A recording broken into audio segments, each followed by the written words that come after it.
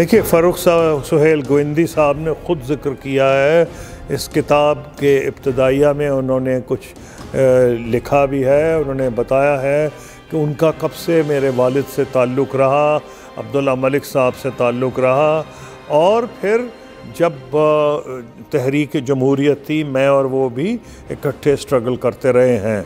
उनका एक ख़ास मकाम है तरक्की पसंद हलकों में पाकिस्तान के, बल्कि बरे सग़ीर के, और उनकी जो खिदमात हैं ऐसे लिटरेचर को मंज़र आम पर लाने की, जैसे कि मसलन अब्दुल्ला मलिक साहब की किताबें हैं, वो सिर्फ यही नहीं और भी किताबें वो छाप चुके हैं और मज़ीद छापेंगे।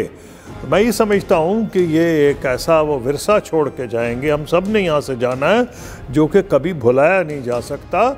और मैं ख़ास तौर पर उनका मशकूर हूँ कि उन्होंने ये जो किताब जिस मेहनत से और जिस उम्दा तरीके से इसको छापा है, वो मैं उनका ममनू हूँ उस सिलसिले में। Thank you.